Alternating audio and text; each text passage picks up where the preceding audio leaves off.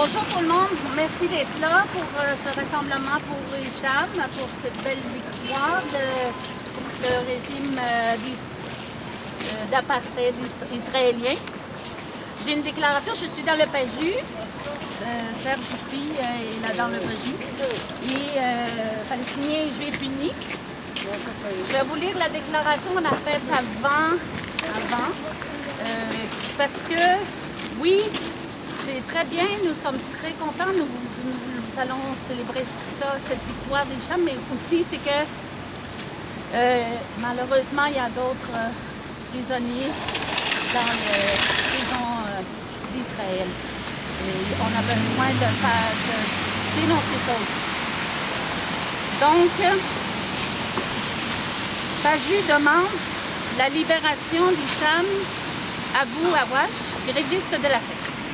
Ça a été écrit le Montréal, 3 janvier 2022. Un des piliers du système brutal d'apartheid d'Israël est celui de la détention administrative. En vertu de ce système, Israël peut arrêter tout Palestinien à tout moment et incarcérer sans preuve ni accusation formelle et sans procédure judiciaire régulière. La rétention administrative peut être renouvelée indéfiniment tous les 6 mois sans recours à l'appel. Par conséquent, les Palestiniens peuvent être incarcérés pendant plusieurs années sans accusation et sans procès. Ce système de détention administrative arbitraire a été introduit par la Grande-Bretagne lors de son mandat et subséquemment appliqué par le régime d'apartheid d'Israël.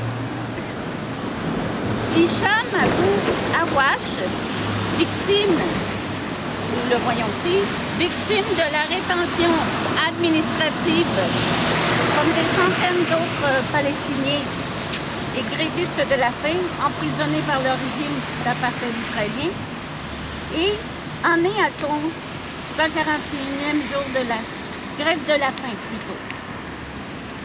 Hicham Abou Awash, 40 ans, marié et père de 5 enfants, a entamé sa grève de la faim le 17 août 2021 afin de réclamer que soit mis fin à sa rétention administrative, autrement dit, à son emprisonnement par Israël sans accusation ni procès.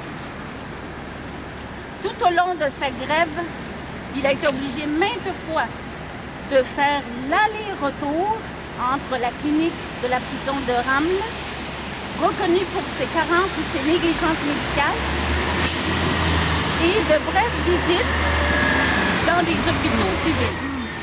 Avec un état de santé très déficient, Hicham Abou Awash a poursuivi sa grève de la faim. Alors qu'il est gardé pour l'instant à l'hôpital civil israélien Assaf à Oren. Toutefois, il ne peut quitter l'hôpital ni être transféré vers un autre hôpital palestinien.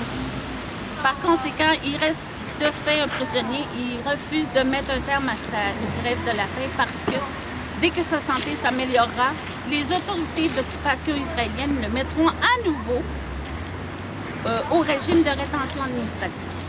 Au cours de ses multiples arrestations, il a passé en tout 8 ans dans les prisons de l'occupation israélienne, dont 52 mois sans accusation ni procès, dans le cadre de la rétention administrative. Actuellement, environ 500 des 4150 prisonniers politiques palestiniens sont emprisonnés sans accusation ni procès dans le cadre de la rétention administrative.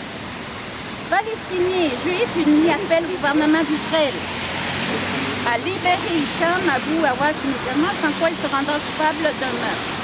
C'était signé par Bruce Katz du PAJU.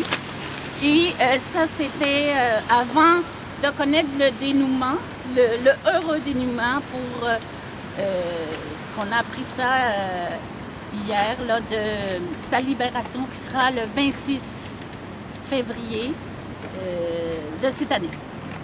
Alors maintenant, je pense que je peux céder la place à quelqu'un d'autre comme Adrien. Tu peux, si tu as un discours pour... Ça va être très bref. D'accord. Parce que je pense que tous ceux et celles qui sont ici en ce moment, on est au courant de la situation, de la victoire, parce que c'est une victoire, que la libération de Hicham Abu Hawesh, et tu as bien exposé le cas Sandra. Moi, je suis juste là pour dire que je pense qu'il faut continuer d'intensifier la lutte pour la solidarité avec la Palestine, ici à Montréal, dans nos quartiers, sur nos lieux de travail, dans nos écoles, dans les universités. Je pense qu'il faut continuer cette lutte et de faire pression contre le sionisme barbare et meurtrier, criminel, même terroriste, parce qu'il ne faut pas s'y méprendre. Le sionisme est un projet terroriste et ce depuis le début. Le simple fait qu'il utilise une vieillerie comme le régime de détention administrative qui avait été imposé par l'Empire britannique en est un exemple. Il y en a plusieurs autres. Le vrai visage du sionisme, c'est quoi? C'est qu'en plus de Hicham Abu Hawesh, il y a à peu près 500 prisonniers et prisonnières palestiniens qui sont détenus sous le régime de détention administrative, dont à peu près 5 enfants. Évidemment, ces chiffres-là évoluent de jour en jour. Mais ça, c'est le vrai visage du sionisme. C'est le visage du sionisme criminel, barbare et meurtrier. C'est le visage d'un régime qui est la tête de pont et la fer de lance de l'impérialisme américain et de ses alliés, y compris le Canada, au Moyen-Orient. Et il faut continuer d'intensifier la lutte jusqu'à, bien sûr, la libération de ces 500 prisonniers sous régime de détention administrative. Il faut continuer cette lutte et l'intensifier pour la libération de tous et toutes les prisonniers et prisonnières politiques de Palestine. Officiellement, ils sont à peu près 5000. C'est quand même énorme. De ces 5000-là, d'ailleurs, il y en a 1400 qui ont été ajoutés juste après les manifestations du mois de mai, des grandes manifestations, un grand soulèvement populaire que d'aucuns parlent d'une seconde intifada. D'ailleurs, des soulèvements avec lesquels des milliers et des milliers de personnes, ici même à Montréal et un peu partout à travers le Canada, se sont solidarisées. Donc ça, c'est bien la preuve que les forces vives existent pour renforcer la lutte de solidarité avec la Palestine. Puis j'irai même plus loin parce qu'en fait, on parle de prisonniers et de prisonnières palestiniens, mais je pense que l'ensemble de la population palestinienne, elle est prisonnière, soit dans des camps de réfugiés, soit prisonnière du régime d'apartheid, soit prisonnière aussi de l'occupation sioniste. Donc notre lutte doit continuer et doit s'intensifier jusqu'à la libération totale de la Palestine, incluant le droit au retour des réfugiés, incluant la garantie du droit à l'autodétermination du peuple palestinien, la création d'un État palestinien.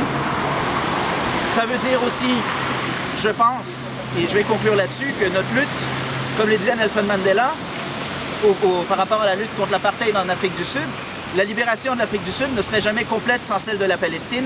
Eh bien, l'inverse est également vrai. Je pense que la lutte pour la libération de la Palestine ne sera jamais complète sans la libération de tous les peuples opprimés par l'impérialisme barbare et meurtrier qui est le pire ennemi de la jeunesse, des peuples, des hommes, des femmes, des personnes LGBT à travers le monde. Et donc, je vais conclure tout simplement avec un appel à la solidarité internationale parce que la solidarité avec la Palestine est indissociable de la solidarité avec Cuba socialiste, de la solidarité avec le Venezuela bolivarien, de la solidarité avec tous ces peuples qui, pour seul crime, défient l'oppression, le joug de l'impérialisme.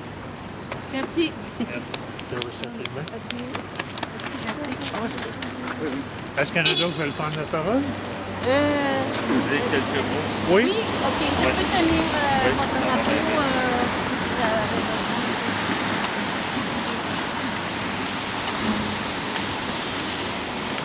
Je ne voudrais pas reprendre ce qu'a dit Sandra et Adrien, parce que c'est exactement la situation auquel fait face le peuple palestinien.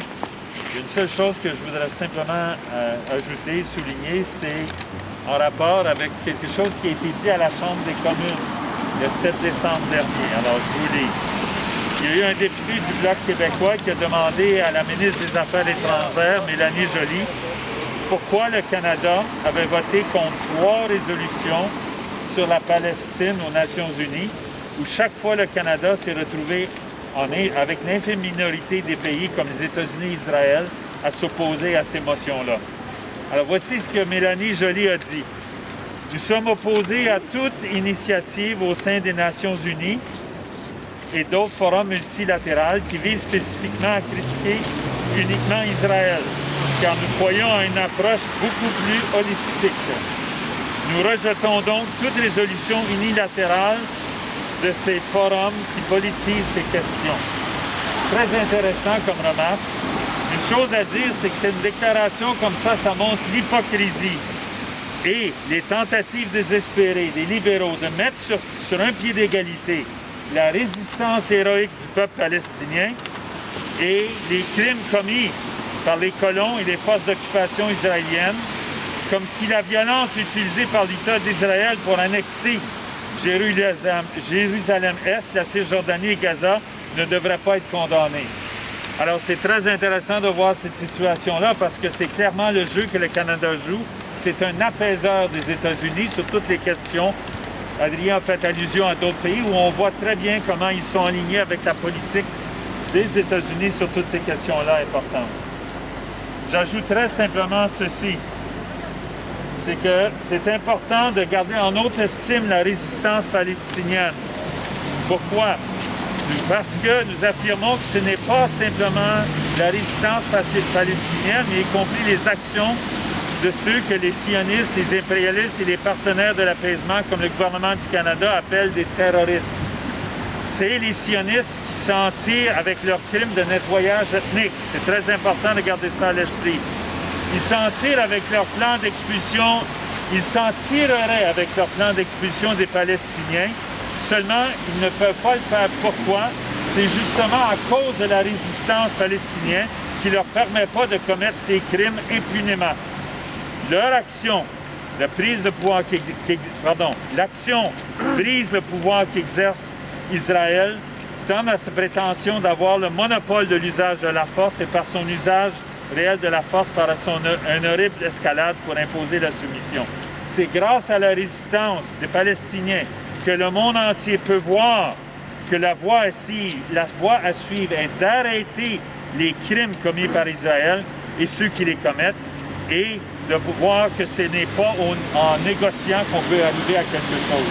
Toute l'expérience du peuple palestinien l'a montré depuis le début de la Nakba de 1948. Tu sais, ça ne te sert à rien de négocier avec cet État Israël. Alors, je répète ce que j'ai dit. Vive la résistance palestinienne. Les crimes sionistes de génocide d'Israël ne seront plus jamais absous. Merci.